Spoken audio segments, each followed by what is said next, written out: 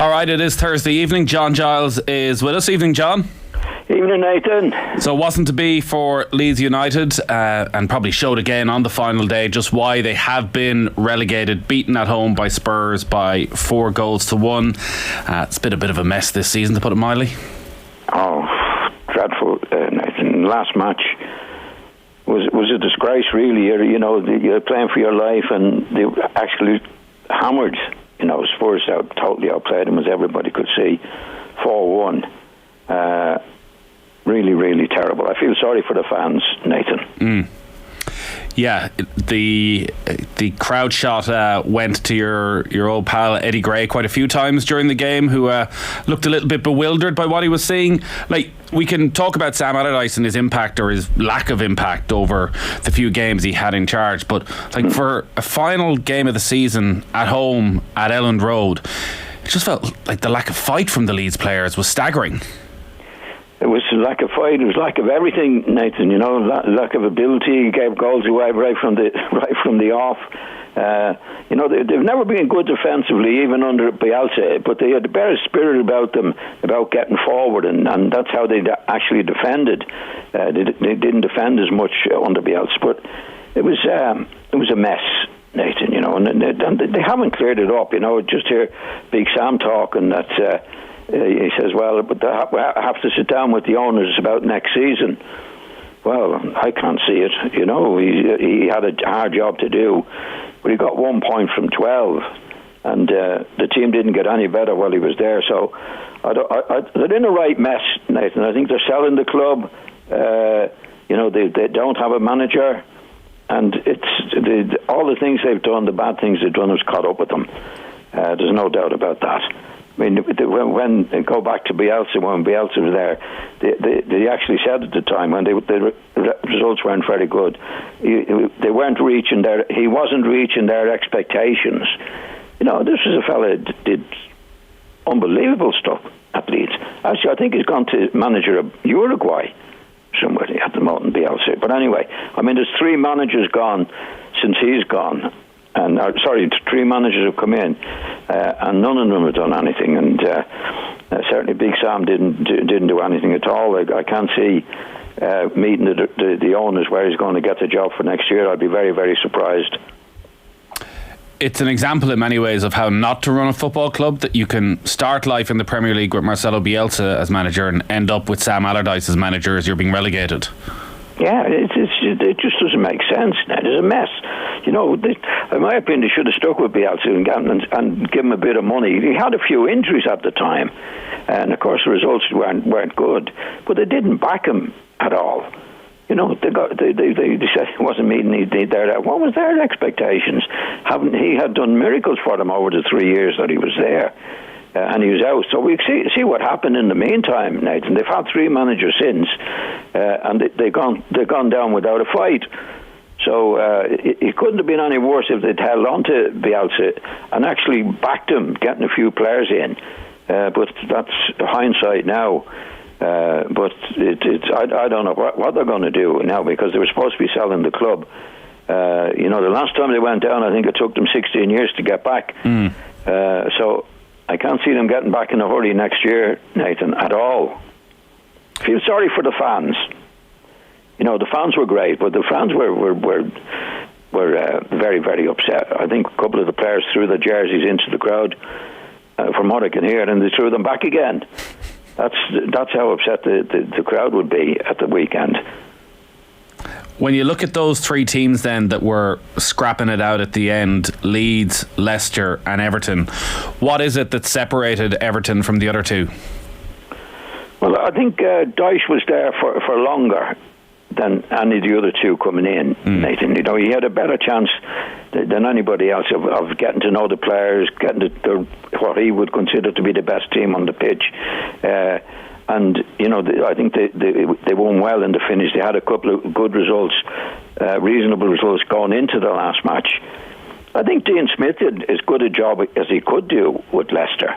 They're another one that got rid of the manager very early with Brendan Rodgers. You know, they were another club that sold players and didn't back them up by getting players in. First of all, selling players. So I think once the players see that, Nathan, you know, the manager has a very, very difficult job from then on. Very difficult job. You don't sound like you're holding out much hope of Leeds being able to get straight back up. It's very hard to tell, I guess, with Leicester. They probably had the most quality of the three teams down there, so probably going to lose the most players actually during the summer. Well, that happens, Nathan. Unfortunately, once you go down, you know, there's an awful lot of money involved in it, in the situation. I mean, they get what do they call it? They get some, what's the thing they call it for the parachute payments. Parachute, you know, but that's very little money compared to the money that's in. I mean, I think all the teams get about 125, 150 million. Yeah. Right. I think you get 40 million then. So and they be on high money, the players. So that's when they have to sell. There's very few two teams can hold on to the players, Nathan, when you get into that position. And I don't think Leeds have the money. I mean, they're trying to sell the club as well. You know, I think they were talking about 400 million for the club, and it's down to 150 million apparently, because they're in the what was the old second division, and it's very, very hard to get out of that unless you really, really can hold on to the players. But you'll find there, I think a lot of the players would want to leave once you get into that situation. So everything wrapped up then. We have the Cup final on Saturday, the Champions League final, and some internationals as well. As a Premier League season, with Manchester City winning it for the third straight year, for the fifth season in 6, how do you reflect on it? Well, it was great, Nathan, you know, to come back. I mean, I think they were 10 points behind Arsenal at one stage, and to come back, it's not an easy thing to do, but the way they did it was extremely good. I think the World Cup might have helped City more than anybody else, Nathan, because a lot of players that they were out for a long time, and quite a few City players in the World Cup, but they had the bigger squad than anybody else, as we know, you know, with top-class players. So they were able to get over the World Cup and rest players at certain times. I don't think Arsenal and Arteta had that to do, Nathan. You know, he had to play this. He didn't have the squad of players, as we know, that Manchester City had. So he was playing the same players all the time. And I think that caught up to them as well. Whereas with the big squad that he had, he was able to rest players and still win matches, which he did. And that was the big thing with Guardiola in Man City, to have the players that, with all the matches that they had to play, he was able to rest quite a few players and put out a strong team all the time. I think the season caught up with Arteta physically as well, with the situation that he was in. So you're going to pick your 11 of the season, your team of the season for us over the next few minutes, and we'll do a manager of the year and a player of the year and a young player of the year as well. Your 11 for the season then, who are you going with in goals? I'm going with Pope from Newcastle, okay. Nathan.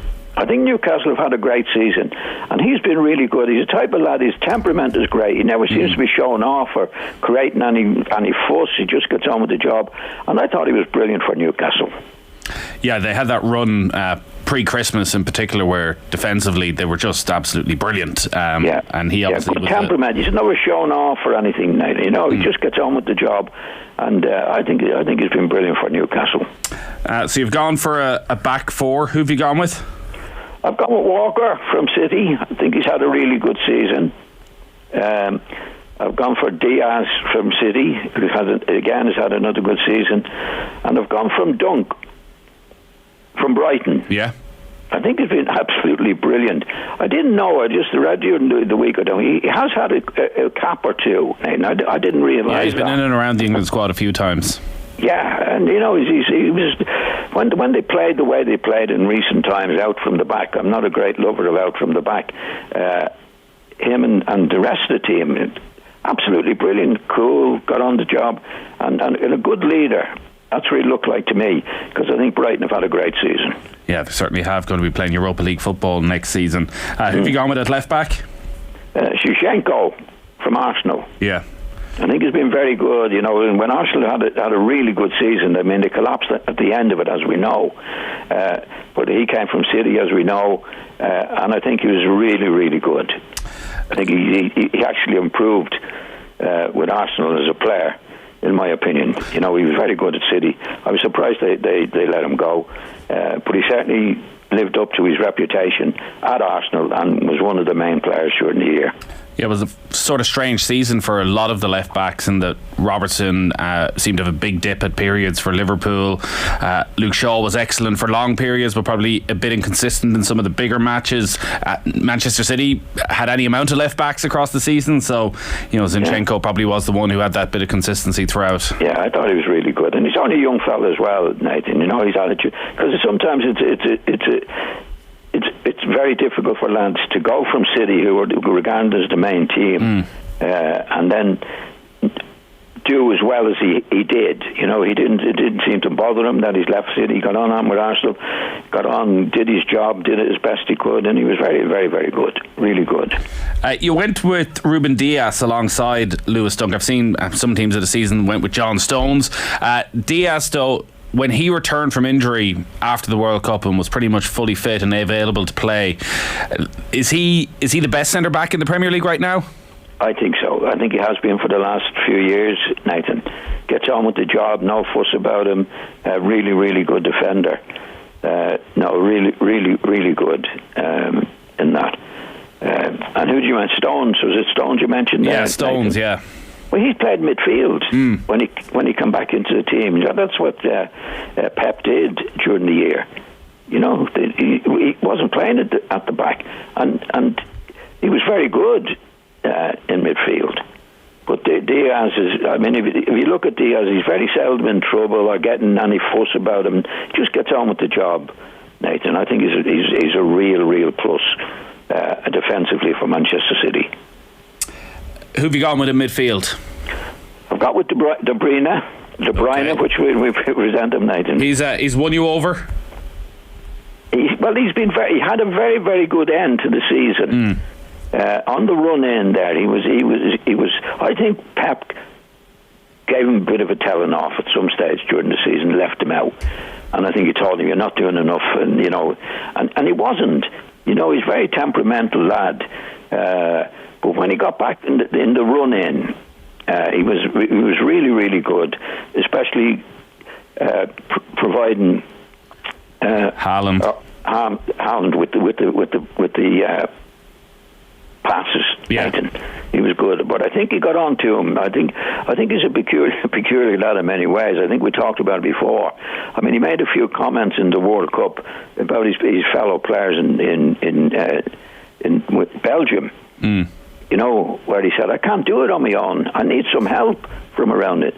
So he had a right go at his fellow players, which is extraordinary. And I think during the year, Pep got a hold of him and said, "Look, you better start playing," which he did at the end. He made a huge difference to City on the run-in. And as we know, a very, very talented individual, but he gets a bit sulky, too sulky at times, for me anyway.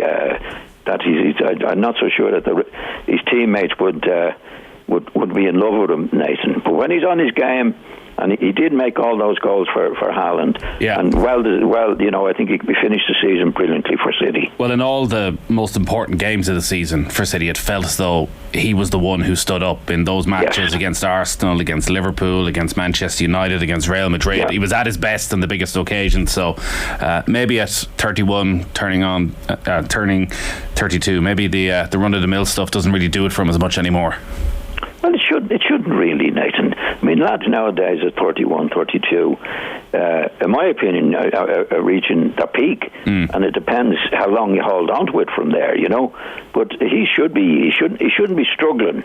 Definitely not struggling at that age because of the age situation. You know, I think he's probably at 31, 32. I think midfield players should be at the peak. And then it depends how they look after themselves after that to keep going. So, Kevin De Bruyne in your midfield. Who else is in there? I put Casemiro from United. Yeah. I think it's been a big signing for them, Nathan. He's given them something in midfield that they didn't have before. Quality. quality. He's good off the ball. To be regarded, I suppose, mostly as a defensive midfield player, but he can get forward as well. He scores the odd goal. I think he's been a really, really good signing for United. Played really well. The biggest issue for United in the second half of the season with him was that he ended up being suspended for so much of it. A couple of red cards, accumulation of yellow cards. I think he ended up missing, was it 7 or 8 games that if United had any chance of winning a league, probably evaporated once he wasn't there. Well, he did deserve some of the yellow cards. There's no doubt about that.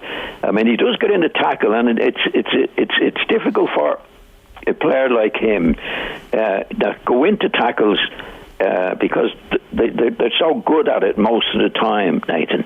It'd be very difficult for him to say, I won't go into that tackle, I might get the yellow card. It'd be very difficult. You'd lose him altogether, in my opinion. And it's very easy to pick up cards nowadays as well. But I did see him a couple of times. There were a couple of silly ones in there as well, Nathan. But he did make a big difference to Manchester United. So Casemiro, Kevin De Bruyne. Who else you got?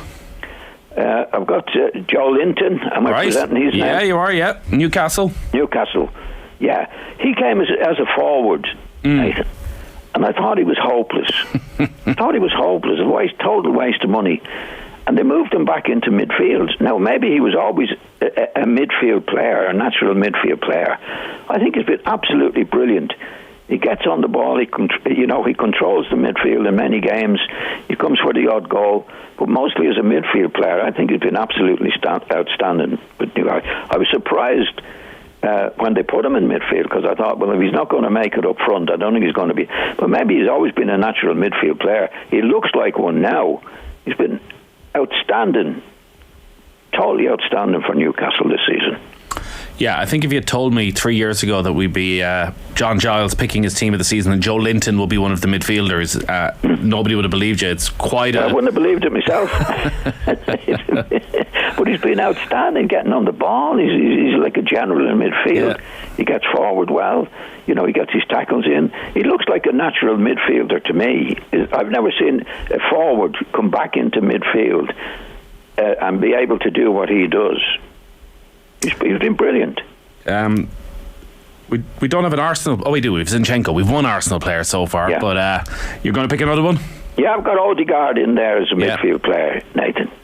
So I think they've had a good midfield, Arsenal. But he's been outstanding in the midfield. He gets a work rate. He scores goals. Arsenal have been very good with the players, and a lot of young players in midfield there. But I think he's been outstanding for Arsenal. Has Odegaard got the talent to get to De Bruyne's level? He might be a different type of player. Well, De Bruyne is exceptional in what he can do on the ball, Nathan. Odegaard wouldn't. There'd be very few of them in the Premiership that could do what De Bruyne does. But I think Odegaard he'd be a different type of midfield player. He'd be a good goal scorer. He wouldn't be able to make the goals, the way De Bruyne does. But he's well able to hold the ball, beat players, get a few goals himself. I think he's been outstanding for Arsenal this season. So you've gone with him ahead of Saka and Martinelli, the other two Arsenal players? Yeah, they're more wingers, Again, good players, a lot of good players at Arsenal, but I think he might be a bit older than them. I'm not sure. I'm not so sure of his age, but I think he's been very influential in the big matches and responsible in a big way for the way Arsenal have played this year. So you've got your four midfielders. You're going to go with two-ish up top. Yeah. You're going to keep it straightforward with one of them, I'm sure. Well, Haaland is the outstanding player for Manchester City this year. I mean, the amount of goals he scored is just incredible. In his first year as well, Nathan, and he's only 22, so he can only get better. But to score in your first season in the way that he has scored, important goals, big goals, it's been amazing. I think his attitude as a player is really, really good. You can tell that he gets on with his teammates. He always gives them credit when they make a goal for him. Because a lot of goal scorers are not like that, Nathan. They're very selfish. They don't care about the rest of the team, a lot of them. But you can tell that with the players that he's got on well with his colleagues. He plays as a team player. He's been absolutely brilliant. Absolutely brilliant. Yeah, 36 Premier League goals, 52 goals in all competitions. Amazing. And of course he has Nathan. Yeah, two more big games to go. So Sorry? He has two more big games to go as well, Erling Haaland, with the two cup finals. Yeah, he's got the big ones, yeah. And but the thing is, he's done them he's done his goals in all the matches, Nathan. You know, you can't look at anything and say, well, he scored 3 against one of the low teams. I mean, he's done them on the big teams. He's been absolutely brilliant. I've never seen anybody have a first season with the ability that he has. And again, he's only 22, Nathan. You know, the players usually reach the peak about 27, 28.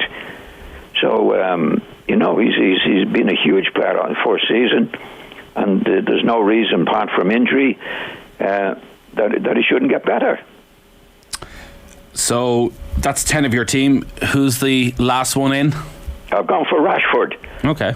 I think Rashford's had a really good season at Old Trafford. Nathan, he scored good goals. I think he's got better as he's got older. You know, I think when he was younger, he was missing certain qualities. I don't think he believed in himself as much as he could have done. But now he's a mature player. He plays for the team. He gets his goals, and he's a very, very talented lad. You know, he's a big lad, as we can see, but very mobile, very quick. Good finisher now. I think he's had a really, really top class season for United. You mentioned qualities that he was missing before. What's changed about him? I think he was a bit in awe of playing for Manchester United as a Manchester United player. I don't think he really believed in himself, where now he's got a bit older and he has that confidence to do what needs to be done and the ability to do it, Nathan. It happens with young players when they come in. You know, they're a bit in awe of the older players, and I think he was a bit like that. But now he's a really established player, scored a lot of goals this season, and there's no reason why he shouldn't go on from there. Well, that's, I guess, the question for him now. There seems a consensus that Haaland may well be able to repeat what he's done this season, next season. For Marcus Rashford at 25, he scored 17 Premier League goals this season, which is level with his best season, but he scored 30 goals in all competitions. Can he get to 25 Premier League goals, 30 Premier League goals? Yeah, but that's what he should. That's what you would expect him to do, Nathan. I don't think he expected of himself in when he was a bit younger. But now he's 25, as you say. He should be reaching his peak in establishing himself in the team and having the confidence. It's all about confidence with players like that. And I think this season he showed he played in a much more confident way than he has done in previous seasons. I think if he keeps that attitude, he can only get better, Nathan. Who's your player of the season? It has to be Haaland. Yeah. Have to go for Haaland. Can he get better? Yeah, he can get better. Oh, yeah. He's only 22. He's only 22. And obviously he's got to look after himself, which I'm sure he does. He can get better. There's no doubt about that. He's brilliant as he is. But 22 years of age is very young for a striker to be doing what he's doing. And it'll be up to himself. If he has the right attitude now, Nathan, which I think he has, and his father was a pro ahead of him in that, I think he can get. If he keeps learning and has that attitude, there's no doubt he'll get better. Keep away from injury, Nathan. That's the big thing. What about your young player of the season?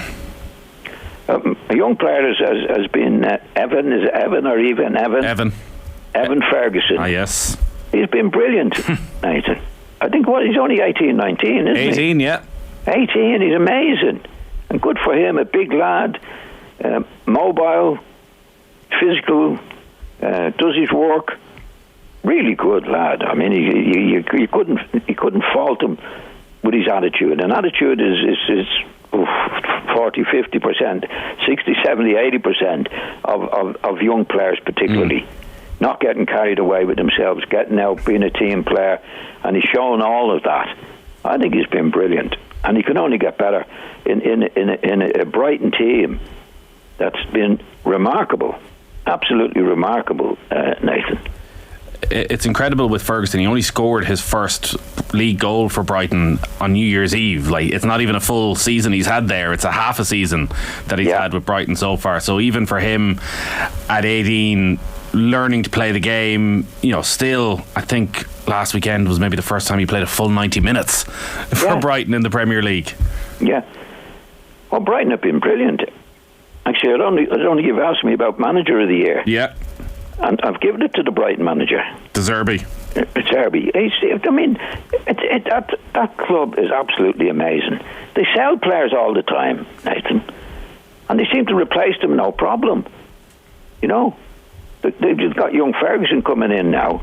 I don't know how many, but they must have sold at least 6 players in the last couple of years, Nathan. I've never seen a club before, ever, do that. Usually when you sell your best players, you're going to go down. Yeah. But whatever way they have of recruiting players, and I think they've gone to, from what I can gather, they've gone to countries that are not sort of England and Spain and all the top names, Italy, Spain, France, and all these clubs. And if you look back on the World Cup, Nathan, and it's amazing how we all said at the time how amazing the smaller clubs did in the World Cup.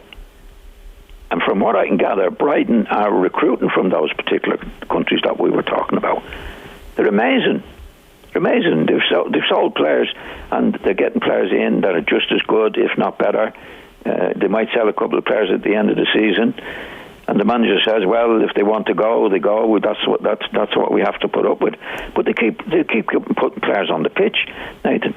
At least 6 players have gone in the last year or two. And usually when that happens, the team drops down. Yeah, well, they haven't. They've got better. Really good. I mean, they were in the cup semi-final against United.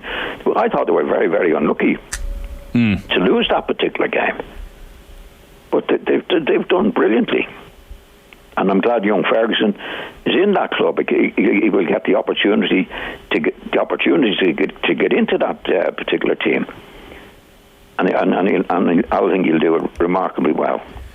Well, look, we'll have a lot more opportunities to talk about Evan Ferguson over the next couple of weeks. He is, of course, in the Republic of Ireland squad for the qualifiers that are upcoming against Greece and Gibraltar. There is a Champions League final next week on Saturday. There's an all-Manchester FA Cup final, John. 50 years on from your defeat to Sunderland, but 60 years on from the first time you won the Cup with Manchester United back in 1963. Well, a game you have mixed memories from? No, I've got very good memories from it, Nathan. We weren't we were second favourites for sure. Leicester had a great season that season. I think just finished 3rd or 4th in the league.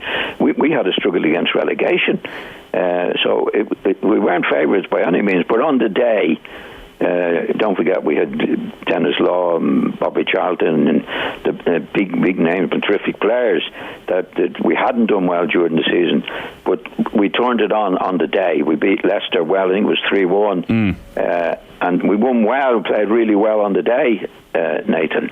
Yeah, it was unexpected. We certainly weren't favourites. We were second favourites for that particular match. 100,000 in attendance at Wembley that afternoon for that FA Cup final. What was the pre-match tradition? Because even growing up in the 90s and watching it, we'd remember the TV coverage from 9 a.m. and following the team bus through and being at the team hotel that morning. Was this the entire family over for Dublin from the occasion? Yeah, my mother wouldn't go. My father went, and my wife was just before I got married. Why would your mother not go? She didn't go to the match either. She wasn't interested, never was. But funny enough, Nathan, I was pretty relaxed for the match. Right. Because I'd fallen out with Matt at that particular time. And to be honest, Nobby Stiles got injured just before the cup final. And I definitely wouldn't have played in the final. And Nobby got injured the week before the final, and I only got in on the right wing. at that particular time. I definitely wouldn't have been in the team if Nobby hadn't got injured. Although, funny enough, I'd played in all the matches. I played right up to it, but Matt sort of fell out with me. I don't know, he'd lost confidence in me. And I wouldn't, if Nobby had been fit, I wouldn't have been in the match. So I was pretty relaxed going into the game. When I say relaxed, I mean, you can be nervous, and you're obviously still nervous, but I wasn't over nervous by any means, because I knew I was on my way out, or I wanted to go from Old Trafford at that particular time. But I did play in the final, and the team played much better than we had been in the league. Actually turned it on the day. Played really well. Dennis Law scored a goal. David Hare scored 2 goals. Bobby Charlton was brilliant. So we totally outplayed Leicester on the day. There's no doubt about that. But the type of players we had probably suited playing at Wembley in a cup final. With a lot of talented players. But the following season, United were a different team altogether. They were challenging for the league the following season. I think that the 63 was Dennis Law's first season. And Dennis was brilliant. He was a great player. He scored a great goal that day. But to be honest, I knew I would be on my way after that cup final. But I enjoyed it, Nathan. Obviously, you get to win a cup final. I mean, it was the first time Manchester United won the cup since 1948. When we won, and it was also getting over the Munich air disaster. Yeah. I think the first trophy from after the Munich air disaster for Manchester United, and who went on from there. They had a good season the next season, then they won the league, and they had a really, really good few years from that particular match. Maurice Setters was on that team. He was. Jack Charlton's assistant. Yeah, we had three Irish fellas on the team. Tony Dunn and Noel Cantwell. No, it was captain. Tony Dunn and myself. There were 3 Republic of Ireland players on the team, which was brilliant as well, and unusual. We've spoken a lot about Tony Dunn through the years and his qualities as a player. What was Noel Cantwell like? Noel was a classy player. He was a left back, and he was very tall lad. He was a big lad. Noel, very, very fit lad. But he had great control. He was a left-footed guy playing at left back, and he had a great left foot, as they used to say. Well, still say. He was very, very good. Noel was a very good distributor of the ball. He'd be noted more for his qualities on the ball than defending. Although he could defend, obviously, but he was very good on the ball and took a lot of responsibility. Noel. He was a leader. He was a leader with the Irish team. He was a leader at West Ham when he went to West Ham and then came to United. So it was a big day for the Irish that day. Would there have been a big Irish support over for it? Well, if they could get the tickets. Yeah. It's very difficult to get Wembley to even now, but in those days, Wembley, the Cup final was the match of the season. That was the glamour game. So it was. I'd say as many as they could get tickets in Ireland would have been over for the match. I mean, United had a huge following for a long time. I mean, I was a Manchester United fan. All my pals, when they won the cup in 1948, Jackie Carey winning the cup. Jackie Carey is one of our great players. So, like a lot of United had a huge support, and then a bigger support after the Munich air disaster.